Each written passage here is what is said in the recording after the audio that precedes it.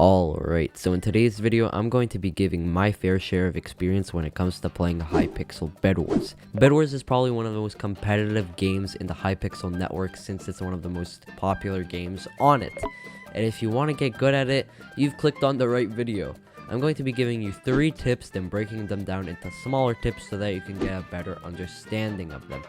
Anyways, we're on the final push to 400 subscribers, and we can't do it without you. So if you aren't already subscribed, make sure you do. Maybe even consider liking the video as well. Who knows? But yeah, anyways, enjoy the video. One of the first main tips that I can give you is PvP. PvP is defined as player versus player, and it plays a huge role when it comes to Bedwars.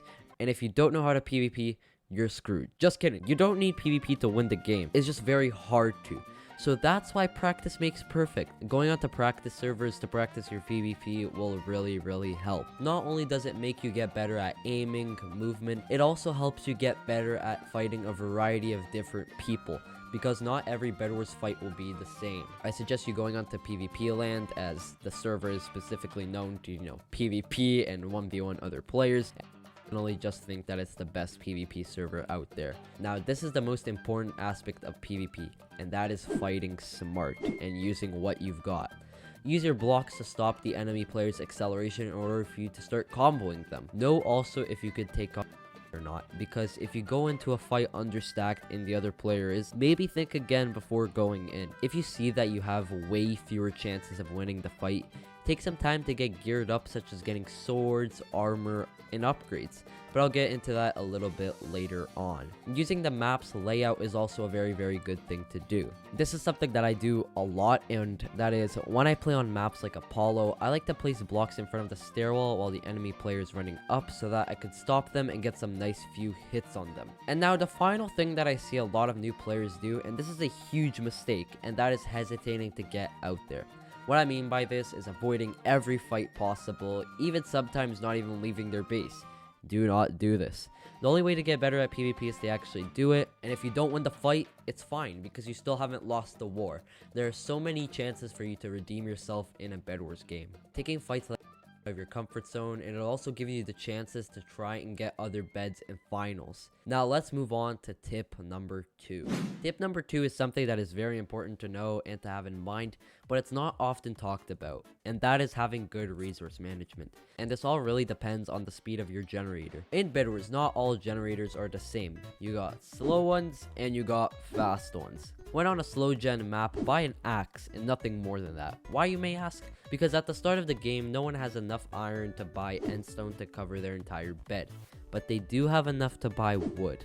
If you have an axe ready to go, it's going to give you a big advantage when breaking the bed.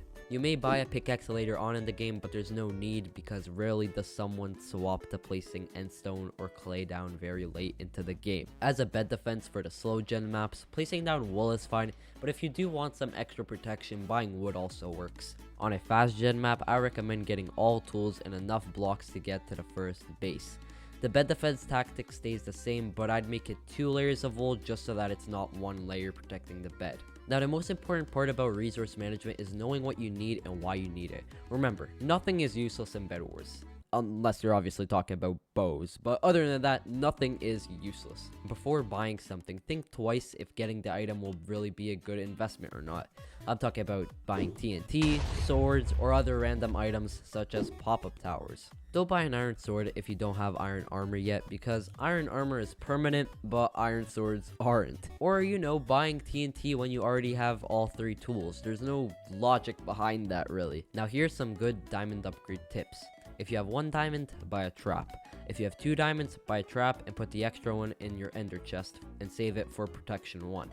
If you have 3 diamonds, buy a trap and protection 1. So as you can see here, just buy a trap. There's no point in not buying one. After getting protection 1 and a miter fatigue trap, try getting sharpness, as this will give you a big advantage when it comes to fights. Always try to pick up diamonds whenever you can, and if you know that you're going to get into a fight afterward, just leave them there, because you don't want to lose the diamonds. If you always have this small thought in your head, resource management won't be a problem at all for you, and this obviously makes Bedwars a lot easier to play. Anyways, let's get on to the final and most important tip of all.